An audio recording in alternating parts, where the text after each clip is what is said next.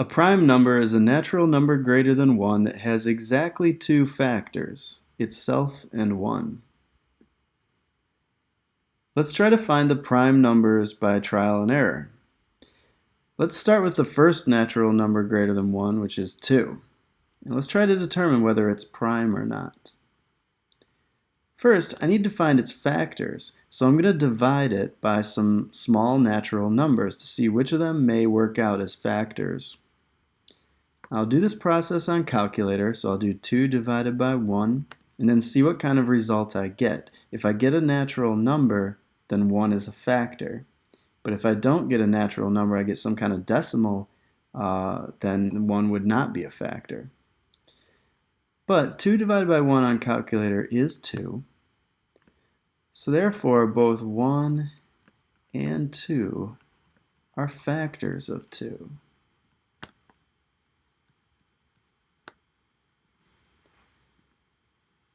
And we could do 2 divided by 2, and then calculator is going to tell you 1.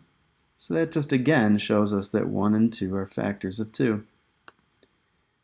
Now I can actually stop there. There aren't going to be any factors of 2 that are greater than 2 itself. But even if we did do one more, 2 divided by 3 would make 0.666 repeating. Now that's not a natural number, so 3 is not a factor of 2. And in fact, there won't be any other factors of 2. So 1 and 2 are the only factors of 2. For that reason, 2 is what is called a prime number. Can we try this process with the next natural number in the sequence, which would be 3? Okay, let's try 3 divided by 1. That makes 3. So, 1 and 3 are factors of 3.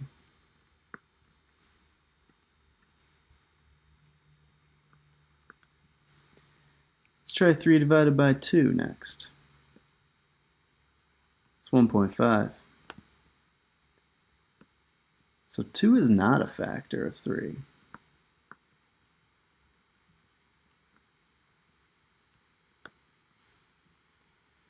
Three divided by 3 is 1, so once again 1 and 3 are factors of 3. Since there are only 2 factors, 3 is prime. Next, let's try 4. According to the calculator, 4 divided by 1 makes 4, which is a nice even natural number. So 1 and 4 are factors of 4.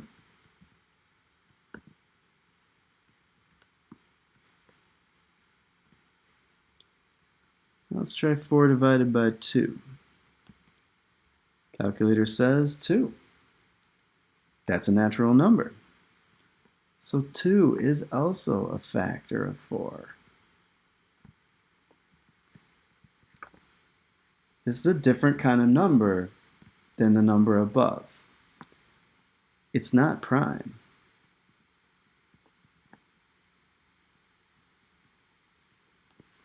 It's what's called composite, because there's more than 2 factors.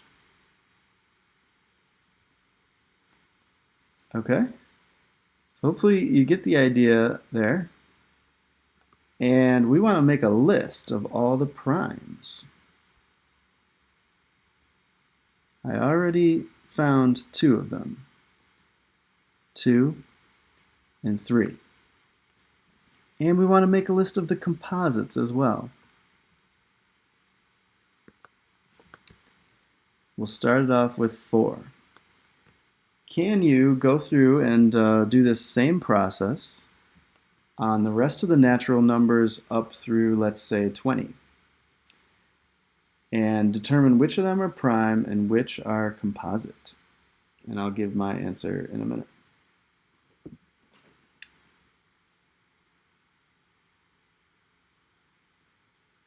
Okay, so other primes would have been 5, 7, 11, 13, 17, 19, and so on. Composites are 4, 6, 8, 9, 10, 12, 14, 15, 16, 18, 20, and it's an infinite list, so it actually keeps going forever. Those are primes and composites. Other types of numbers that we're interested in identifying here would be perfect squares. So a square is a product of a polynomial times itself. In this case, we're just going to deal with a number times itself. In the future, we'll deal with variables as well. So one of the perfect squares is 16. Now, why is 16 a perfect square? Because 16 can be made up of a number times itself. If you check its factors, you'll see that 4 times 4 makes 16. That makes 16 what is called a perfect square. Special type of number.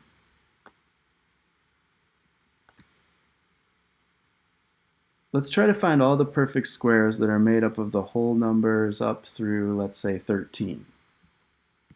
How would we do it? Let's start with this. 0 is a perfect square because it's made up of 0 times itself. 1 is a perfect square because it's made up of 1 times 1. The next perfect square is actually 4. 2 times 2 makes 4. So we basically want to square all these whole numbers, let's say up through 13. Go ahead and see if you can identify the perfect squares.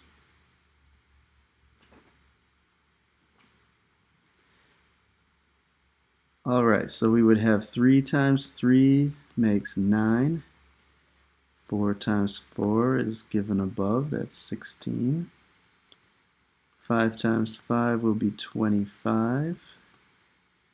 6 times 6 makes 36. 7 times 7 makes 49. 8 times itself will be 64. 9 times 9 is 81. 10 times 10 will be 100.